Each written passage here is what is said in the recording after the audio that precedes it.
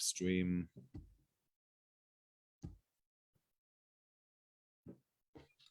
Okay, good evening, ladies and gentlemen. As always, it's lovely to see you. Especially lovely to have Michael and Ivor here keeping me company tonight, because it means I'm actually talking to a room of individuals, of people, as opposed to an empty room and giving a share. So thank you very much to all you guys who joined on Zoom. Thank you to everyone joining on Facebook Live. Thank you to Ivor and Michael, of course. And a big thank you to all those who joined us on Torah Anytime. Anybody who's watching this on Torah Anytime or is listening on Torah Anytime, please make sure to check out Torah Anytime for all great Torah content. And thank you to Torah Anytime for hosting the shir. Tonight is the first shir that we're doing in a few weeks, because we had a program in Shul doing other things. So I'd like to speak tonight a little bit about the Pasha, and then mainly we're going to speak about the Megillah, a few ideas that I saw tonight about the Megillah. So the Pasha starts on page 530. It's Pasha's Pekudei. Eile Pekudei HaMishkan Mishkan Oedus. These are the countings of the Mishkan, the tabernacle of testimony. Asher Pukra Pi Moshe, which was counted through Moshe, Avodas Avim, the work of the Leviim, beyond Isamar and Aaron in the hands of Isamar, the son of Aaron HaKohen. And Betzalel, the son of Uri ben Hur, for the tribe of Yehuda, he did all this together with Aliyah ben Achisamach from the tribe of Dan, and together they did all the work that they needed to do. Now, Mishkan Ha'edus, why does it say Eile Pekudan HaMishkan Mishkan Ha'edus? These are the countings of the Mishkan of the tabernacle of the testimony.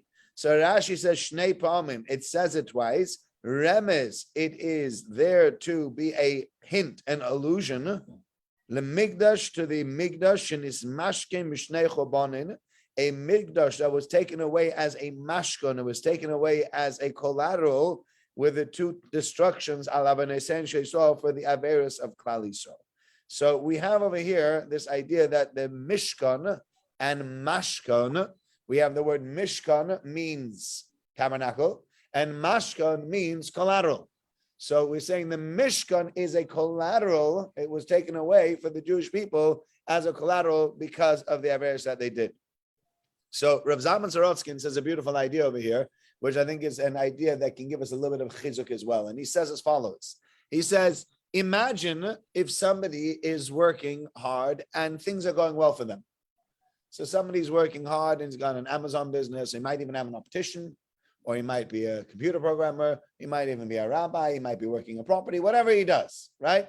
And he's doing well in his panos. He's doing well in his business.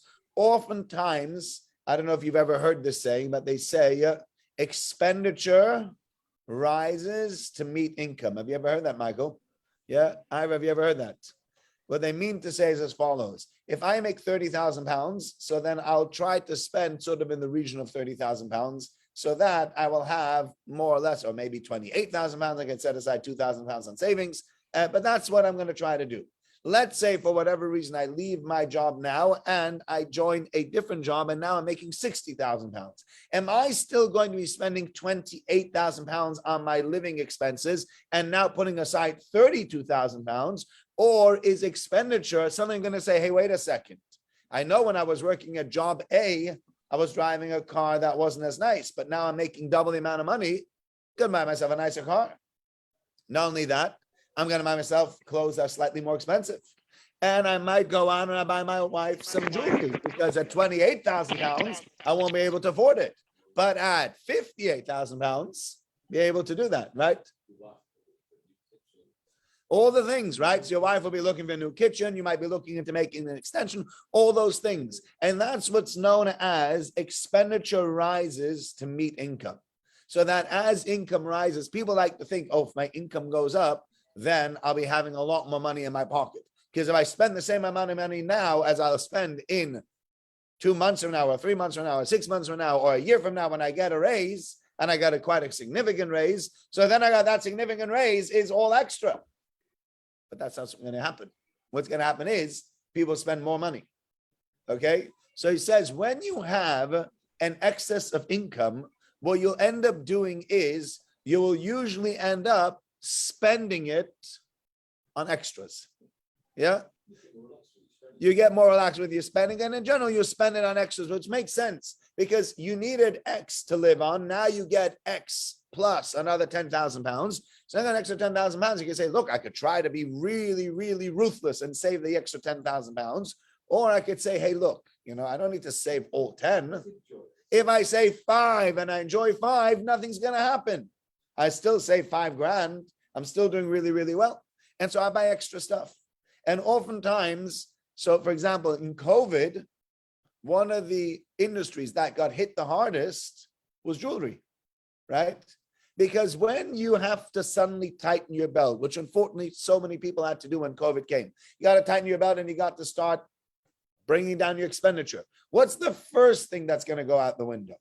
Oh, honey, remember the diamond ring I was going to buy you? Yeah, well, COVID's come, all our customers are gone. I can't buy you the diamond ring. But you're not going to say, honey, remember we were supposed to have supper tonight? Yeah, well, we're not having supper to save money for COVID. That's not what's going to happen. You're going to cut out all the extras and vice versa. When you make extra money, the extra money usually, if you're already making enough money to be able to live off the money that you make, is going to go into extras. Jewelry, cars, extensions, kitchens, whatever you mentioned before. Okay? Now, let's say I had an excess income. So let's say for whatever reason, for 10 years, I was doing really, really well. And I bought my wife a ton of jewelry and I made myself a nice kitchen, etc., etc. And then chas v'shalom, okay, let's not talk about me or you or anybody else. Let's talk about this individual. Chas v'shalom, something happens to his income and it starts to dwindle. What often has to happen with that jewelry? One of two things, okay? If you cannot afford to keep it, you'll do one of two things. Either you will have to sell it, which is the sad option. The sad option is having to sell it. If you went out and you bought your wife this lovely jewelry and chas v'shalom, somebody loses their money and now they can't afford to hold on to that jewelry, they say, look, we need to pay the mortgage. We need to pay for a son's wedding, whatever else it is. And I know people that have set aside jewelry sort of as a nest egg. And, unfortunately, the jewelry went missing. And it was horrible. It was terrible because they were looking forward to that jewelry to say, if I ever need extra money, I can look towards that jewelry to bridge the gap. I could always sell a piece of jewelry. It's worth 3, 5, 10, 15, 20,000 pounds. And I can take that money and I can use it for whatever I need if I'm in a time of need. And that's what people often do. They will set aside stuff like that and say, look, this is extra. It's nice to have it when we can afford to have it. When chas v'shalom we cannot afford to have it, we're just going to have to sell it. Or you have something else that you can do, which is you go to a pawnbroker, which is a horrible place to go, and you go and you give it in as a mashkon. It becomes a collateral. So you borrow money against your jewelry. Sometimes if you have nice friends who are willing to lend you money, you can borrow money against whatever it is. So let's say you borrow money, you go to someone and you say, look, I'm going through a terrible time, but I have a Rolex, right?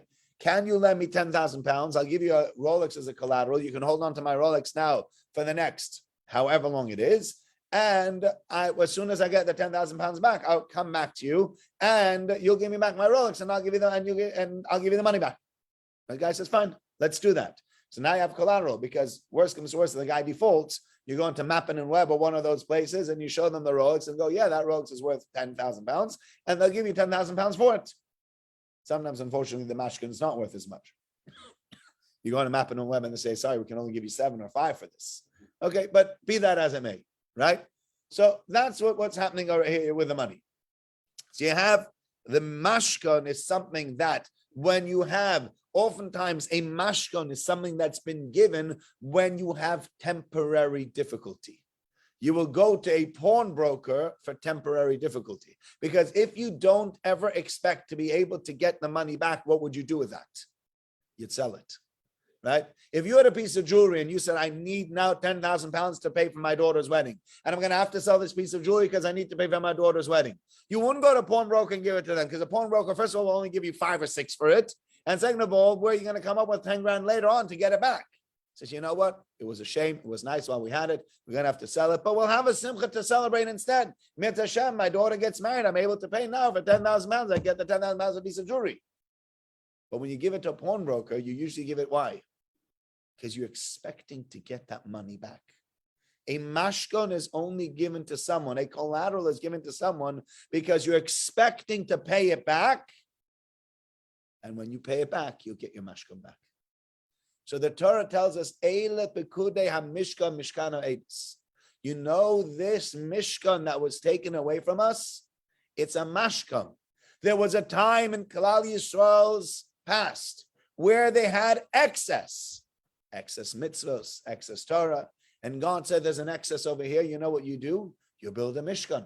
You build a place for the Shekhinah to reside, for the Shekhinah to rest, because that is what God wants to do. God wants to get together with the Jewish people, especially when the Jewish people are going through such a wonderful period, such a wonderful tkufa, where everyone's doing what they're supposed to do. And then comes the period, Nebuch, where the Jewish people don't keep the mitzvahs. They don't learn the Torah, they don't keep the mitzvahs properly. And God could say one of two things. He could say, well, you're now in financial trouble, you're now in difficulties. I'm going to make you sell the Mishkan. Selling the Mishkan, you know what that would mean? That would mean saying goodbye to the Mishkan forever. Because in the same way, when you sell that piece of jewelry to pay for some kind of operation or for a wedding or for whatever else it might be, you're not planning at one point or another to track down the fellow and to say to him, hey, look, I want my piece of jewelry back and here's the 10,000 pounds that you gave me for it. It's gone. But when you do that, HaKadosh Baruch Hu says, I'm taking the Mishkan. The Mishkan is being taken as a mashkan. It's being taken as a collateral. It's being taken as something where I'm expecting you to pull up your socks. I'm expecting you to recover, and I'm expecting you to be able to come back to me and redeem it. Because that's why you go to someone and borrow money on a collateral. Because you're hoping to be able to pay back the money and get your collateral back. And that's the beauty of the Mishkan Eidus. That God says it's a Mishkan. It's a mashkan. It's not something I took away forever. It's being held now because you're in financial difficulty. So now you're not in financial difficulty, you're in ruchnis difficulty. You're in difficulty of spiritual difficulty. But as soon as you pull yourself out of that spiritual difficulty, you'll get it straight back. And therefore, says Rav Sorotskin, that's why we talk about the Mishkan being built already. That the Mishkan that's in Beis Hamikdash, the third Beis Hamikdash is going to come down. It's going to be a Beis Hamikdash of fire. It's going to be built already. Why is it going to be built already? Why don't we have to build it? The answer is because it was a collateral. It was a mashkan, right? If I went to you, Michael, and I said, I need to borrow 10,000 pounds and here's my Rolex, right? I know you might be able to lend me 10,000 pounds, but I can't give you a Rolex, So here's my Rolex. Go ahead.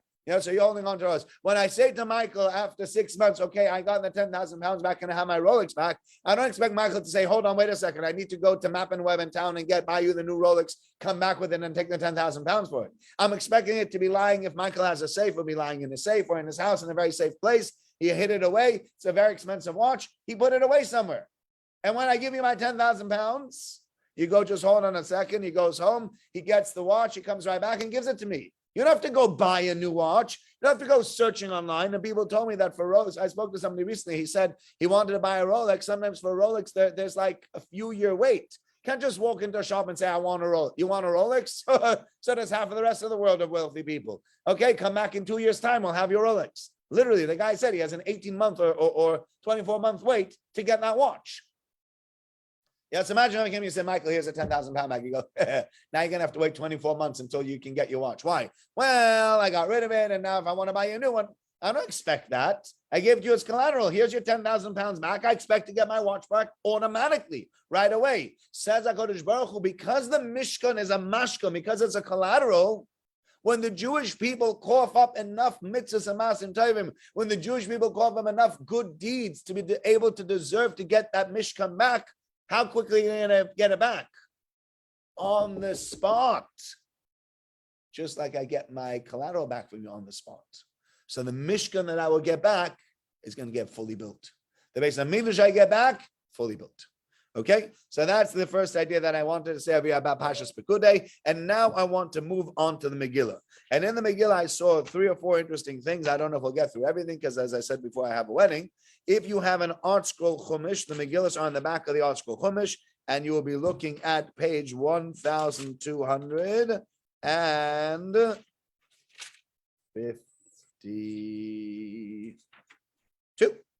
1252. This is where the Megillah starts, 1, 2, 5, 2. Okay? So here we have the following. It starts off with the first verse. It was in the days of Achashverosh. That is Achashverosh, HaMolech Me'od Bar Kush, who ruled from Hodu until Kush, Sheva V'Esrim Medina, 127 countries. Okay? So there are two questions over here. Normally, Vayehi Bimei is a connotation of something negative that happens. So what's the negative thing that the pasuk is referring to over here that happened? There were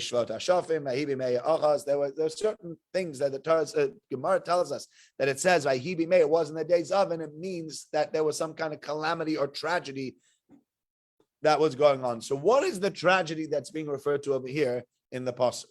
That's the first question, and that question I've heard already many times. However, tonight I saw another interesting question, which I found very interesting and very intriguing, because it's funny, I've never thought of this question, because it seems almost so obvious. So let me give you an example. Let me tell you, right? Let me make up a story, okay? Ivor, you're going to be the protagonist of my story, okay? And I'll tell you a story about Ivor Josephson. It was in the days of Ivor Josephson. He is the Ivor Josephson. What do you mean it was in the days of Ivor Josephson? When else can I tell you a story about Ivor Josephson if not in the days of Ivor Josephson? Yeah? Can't say it was in the 1920s and Ivor Josephson. Well, Ivor, you weren't born in 1920 yet, right? A little bit too far back. Yeah. But to say it was in the days of David Eisenberg, and this is what happens to David Eisenberg. If you tell me a story about David Eisenberg, it will be in his days. If you tell a story about Ivor Josephson, it will be in his days. When else is it going to be? What's by Hibi Me'ach Hashverosh? Yeah. It's a weird thing to say. Yeah. I thought that was a very interesting question, a bit of an intriguing question. I've never thought of that before. It was in the days of Achashverosh. He's Achashverosh. So he says the two questions go together, right? And one answers the other. Vahi b'ma Achashverosh was in the days of Achashverosh. That's a negative thing. Now, who else is going to be in if we're talking about Achashverosh? No. Who Achashverosh? Who's that? Right, okay. I mean, who is that, it means he, not who as in WHO. It just works together. Who? Achashverosh, of course, right? Who Achashverosh? He is Achashverosh. HaMolech Me'od Bar Kush, who reigns from Hod until Kush, Sheva Esrim Medina. I remember that there was a film that somebody put out, a cute comic film called Megillas Lester, about this little kid called Lester who has to write a play about the Purim story. And everybody says he's going to write this terrible play. And he gets knocked unconscious by some paint that falls down in the storeroom when they're trying to make a poster or something. And while he's dreaming, he dreams up this whole story, and then they make a play based on it. And he wakes up, and suddenly he's in the palace in Shushan. And he's walking around, and he says, "Where am I?" "You're in the palace of Achashverosh." "Who?" "Achashverosh." And everybody keeps on saying Achashverosh. Who? They keep on saying that. At one point or another, you get Achashverosh. He's like, "Is everybody hard of hearing over here? Why does everybody keep on asking who?" Yeah. So again, cute for little kids. But who Achashverosh? That is Achashverosh. Which Achashverosh? HaMolech Me'od Bar Kush, who reigned from India all the way through to Ethiopia, which is 127 countries. And here comes something very interesting. If you speak to people, they will tell you. We're seeing this now with Ukraine, and people will say the same thing about the Holocaust. People said, as the Holocaust was starting, Hitler gave permission for the Jewish people to leave Germany. And the Jewish people tried their best and the utmost and the hardest to get out of Germany and to get somewhere else. And what happened? No country would take them. Right? No country would take them. And so the Jews got stuck in Europe. And unfortunately, whatever happened to them happened at the time, and 6 million perished. That's what happened then. But even though the Jews in Europe perished, there were Jews in Israel who survived. And I mean, many people say if there was a land of Israel at the time, then the Jewish people would have been able to go to the land of Israel and everybody would have survived, possibly. But, pardon? Yeah, it's all a question of timing, right? But people say, okay, so nowadays, I think the mistake that people make is that nowadays that we have Eretz Yisrael, such a thing could never happen again. That's only if you go through the same set of circumstances. If you had a vicious individual that wanted to kill all the Jews and said, Jews, if you want to go somewhere, you can go. So then they might be able to all go off to Eretz Yisrael, and Eretz Yisrael all of a sudden all these El Al planes and airlift them out. But what if they say you cannot go? Then it doesn't help the fact that we have Eretz Yisrael, right? So the people say never again because we have Eretz Yisrael, short-sighted, right? If the same thing happened again, yes, if we had Eretz Yisrael, then we'd be safe. But, not necessarily that that's what's going to happen, okay? But the Jews of Eretz Yisrael survived, and the Jews in England survived, and the Jews in America survived. And so that even if Chas v'Shalom a million times over, European Jewry had been wiped out entirely, would Jewry have been wiped out entirely? No, because there were still pockets of places of people where Jewry was still very strong. Okay, I don't know if Jewry was strong over there, but where there were Jews. America was a wasteland for Jews. I think England was not that much better, slightly better, but America was full of assimilation and full of the people. Everybody had given up on Judaism. So much so that when things were looking bad in Europe and they went to ask the Rabbanim, should we go? They said it's such a risk to go to America. How could you go to America? Yeah. Unfortunately, many people died. But a lot of the people that went to America, as soon as they reached the shores of America, you know what went overboard? The tefillin. In America, I don't need tefillin. This is a new country of new opportunity. I don't need this Jew. I don't want to be shackled by my Judaism.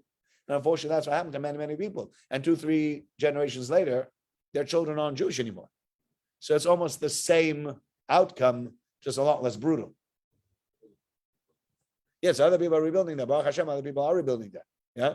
And we're very, very happy to have that. We're happy to have that here in England and in other places. But even if Chas v'Shalom a million times over, the Jews of Europe had been wiped off the face of the planet, Judaism would have continued. Because there were other places with Jews.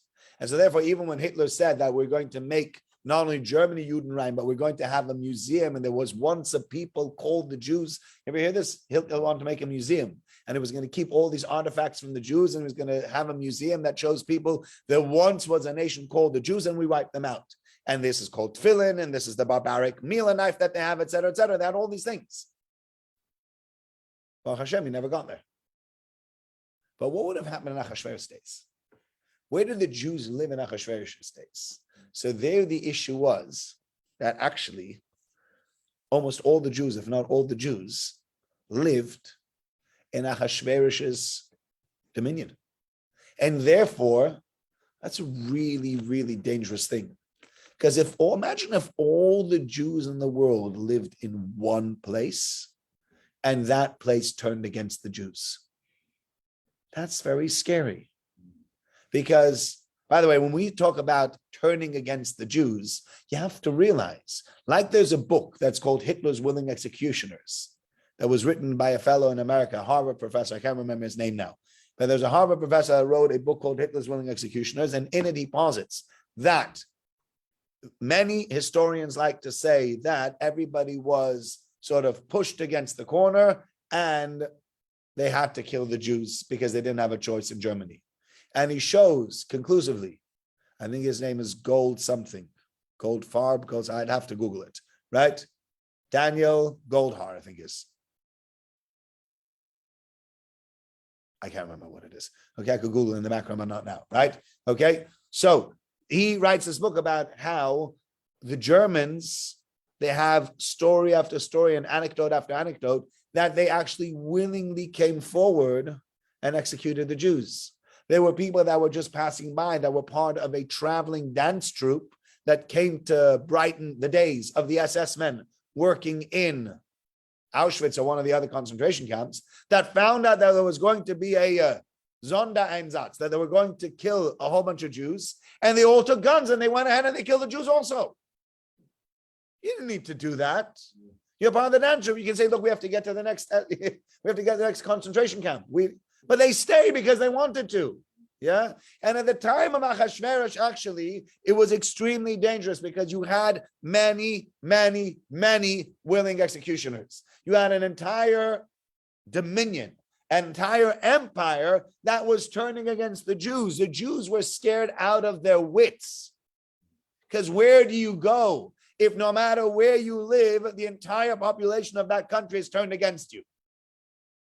So Vahi b'mei Achashverosh was the days of Achashverosh. That's the terrible thing. And what we're trying to describe, you know, the days of Achashverosh, that's the guy who had all of the Jews under his rule. We're not trying to say it wasn't the days of Achashverosh. Of course, you tell me a story about Achashverosh, it's in the days of Achashverosh. No, you have to realize we're talking about the days of Achashverosh that ruled over everybody. So there's no way out. So then what do you do when there's no way out? So that's the first thing. And that's why he be made. That's why that was the Torah. The Torah in this pasuk is referring to as Achashverosh. It was the days of Achashverosh, which was so terrible because the Jews lived literally under one rule, under one ruler, under one emperor. And who knows what could have happened. Okay? Number one. Number two, we have over here a very interesting thing about the Megillah that I read. And he says as follows. The Megillah tells us that Achashverosh makes a massive party for 180 days. And after that, he makes another party for 7 days for the people around his country. What is the point of this party? Okay. So the Gemara says one reason. You learned with Rabbi Eli Stefansky, right? Did you do Megillah with Rabbi Stefansky? Yeah. You didn't do Megillah with him? Oh, who are you doing with? It was just recently. They just finished, right? So, they said, what was the point of the party? He made the party because he thought that reached the 70 years and the Jewish people had not been redeemed. We made a party. And he took out the clothes of the Kohen Gadol and they wore them and they used Vashkos, Bechlezah, the Kelim, Shonim. They used Kelim from the Beis Hamikdash and the Jews came in and the Jews were so upset when they saw that. It was a terrible thing. It was a tragedy. But that's what the Gemara says. So here I saw another pshat tonight that's very interesting. That says Achashverosh was trying to now stabilize his rulership. So how do you stabilize things? How do you get on people's good side? Do you know what the answer is? I see you smiling already. Food and drink. Food and drink is very endearing. It just is, right? I realized that recently. We had this instance where somebody in shul called me up. I think it was Richard Elton or David Mintz. I can't remember who called me up. And they said, Klein Mosbarkley's here. Don't know how long Klein's been waiting for already. I'll have to apologize to him. Right? We had this instance in shul where either David Mintz, hi Klein, I'm not sure how long you've been waiting for. I wasn't looking at the screen. I was looking, because I got two people here in person. So I was looking at them. I'm sorry if you waited for a longer time. Okay. So we had this instance where David Mintz or Richard Elton, one of the two, called me up and said, they're doing in other shuls, they're doing something called a chicken soup Friday night kiddush. Would you consider doing it? And I said to them, listen, I don't think it's going to work. Why do you think people are going to come for chicken soup? But yeah, you know what? You want to do it? I'll try anything. To get people back to shul, we'll do anything. So many people have not come back. I mean, Baruch Hashem, people are starting to come back now, finally. It's been 2 years. Pashas Vayakov Pekudei was the first Pasha that I laned at home with the Sefer Torah because we had a Corona minion in my garden. I was in my garden, my neighbor was in his garden, and other neighbors in their gardens. There was no mingling or mixing whatsoever. But that was the minion that we had. So it's 2 years ago. So now 2 years, we're still waiting for people to come back. It's still very, very scary that people haven't come back. So what happened over here was, as I said, okay, I'll make chicken soup on Friday night. And we made chicken soup on Friday night and people liked it. And they said, we'll do it again in 2 weeks' time, or next week we'll do it again. But next week we got children's service. So next week was children's service and they had extra kids and we had extra adults and we made the chicken soup and we were cleaned out. The kids loved it. They're sitting there, they're eating it. The adults are eating it.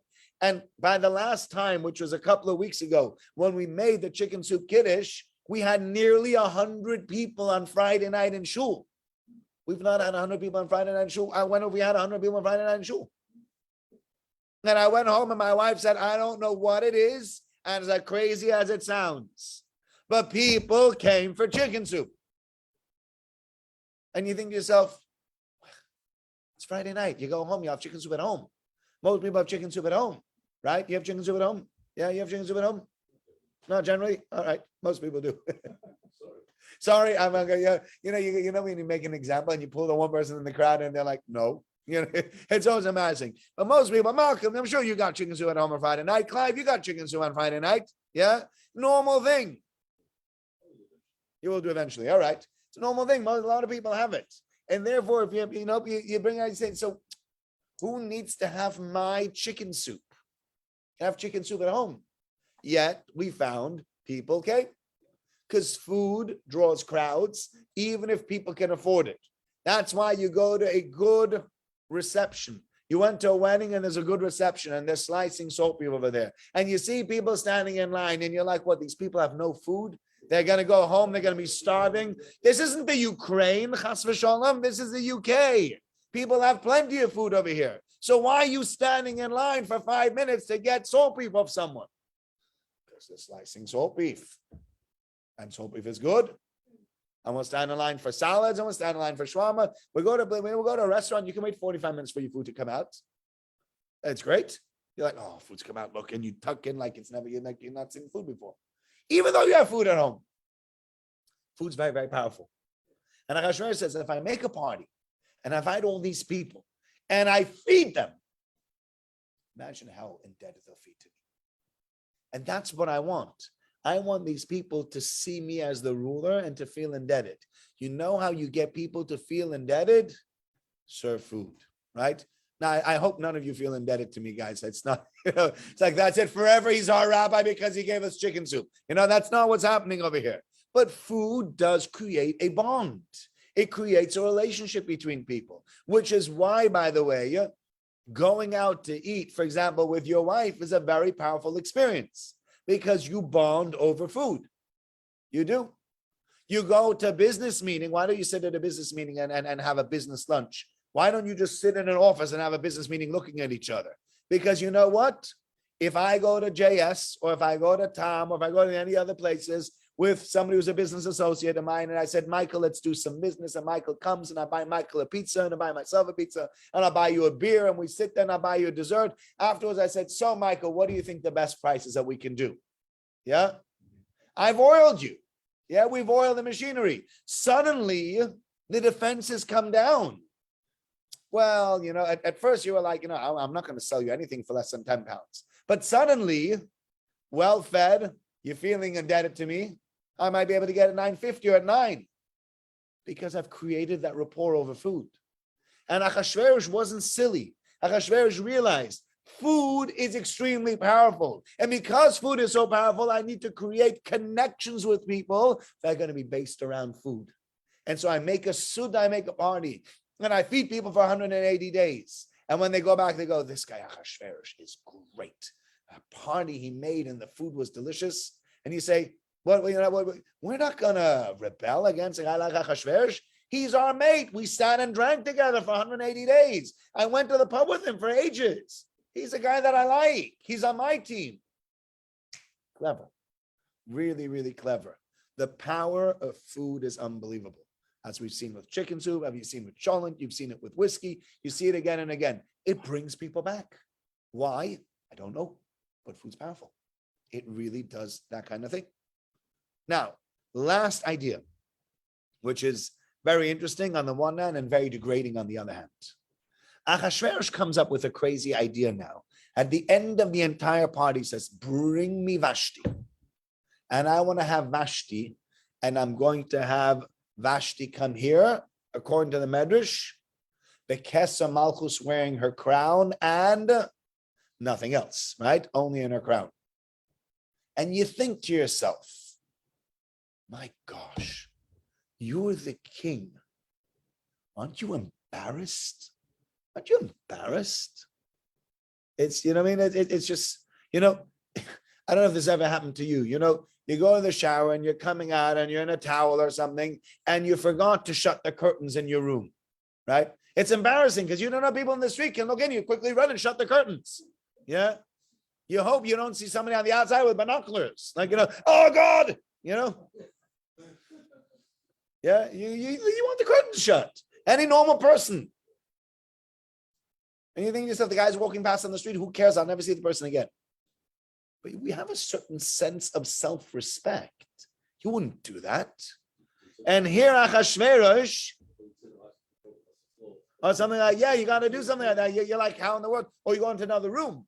Like, I can't dress in my room right now. Why? The curtains are closed. I can't get to the curtains without everybody seeing me. And nowadays you're caught on YouTube as well and on Facebook, and things go out and people laugh at you and cyberbullying and everything else. Forget about that. Okay? Terrible. Right? But you think about it.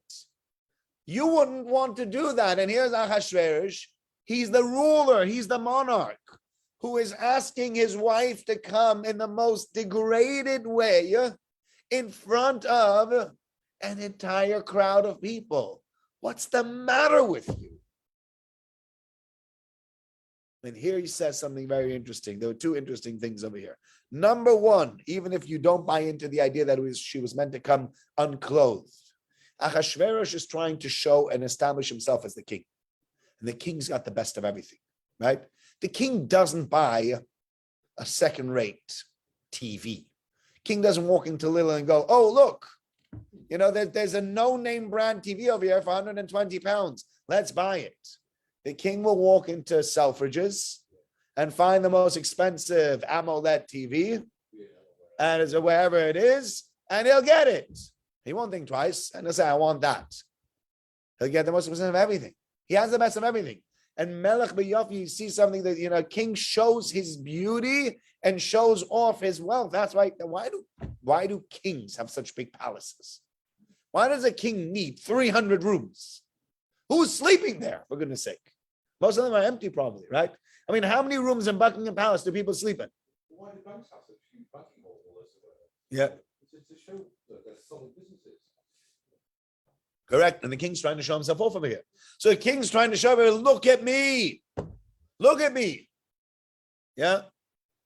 So the king's got the best of everything. He wants to show everybody. By the way, the king not only has the best of everything, look around at this party. The king even has the best in women, right? She comes from Nebuchadnezzar, so she's got royal blood.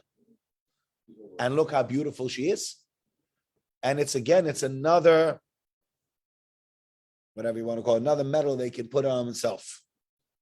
Another stripe on that he can add to his uniform. Look at me. Not only do I have the best of everything, I got the best of that as well. But then he said something, and that was one explanation. The other explanation I saw was very interesting, very, very different, and almost diametrically opposed to what a lot of people say. Some say that he was trying to impress everybody, right? He's trying to show them how important he is.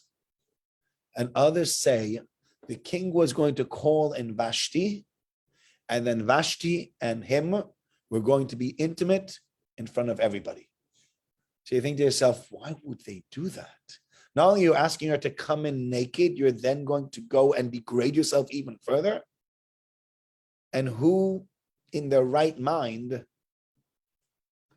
has intimacy with anyone when other people are watching? Horrible. Well, this is not normal behavior. The answer is, and I found this very interesting, you wouldn't do that in front of anybody.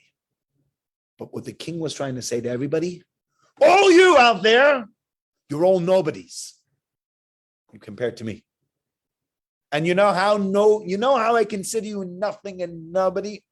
Do you know how much I consider you a nobody? I'd be willing to call my wife and over here and to be intimate with her in front of all of you guys. Because you know what? It's like saying, you know what? I was intimate with my wife and there was a bug in the room. There was a spider in the corner. Makes a difference? Makes no difference. You go, oh, can't do anything now. There's a spider there. I don't want the spider to see me. Spider is vermin. Who cares? All you guys are vermin. Everybody out there, except for me, the king, you're all nothings and nobodies. And then I'm going to call the queen in over here and I'm going to do this act with her in front of everybody to show you how little I think of all of you. That was his plan. So instead of impressing them, he's trying to say, I'm depressing you. I'm bringing you down. I'm saying that you guys are worth nothing. Oh, I'm sure it was under the influence of drink also. But it was, on the other hand, that was his plan. And Vashti goes, I'm not coming and doing that. You can try that yourself. I'm not coming. You crazy? There are people watching. He goes, no, they're nothings. Like, you can call them nothing and nobody, etc., etc. But there are people watching, right? I can still see them. See them. Yeah. And that's the idea. That's what's going on over here. So those are a few ideas that we had on the Megillah, and a beautiful idea as well on the Pasha. Thank you so much, guys, for joining me in person. It's lovely to have you in person to be able to speak to you. Thank you to everybody who joined us on Zoom and on Facebook Live. And Mitzvah Hashem will have another show next week. And thank you to those who joined us on Torah Anytime. If you want to get in touch, it's Torah Anytime It's davideisenberg.at gmail.com. Or if you want to get some great Torah content, you'll find it at torahanytime.com. Thanks very much, and see you in Mitzvah Shem next week.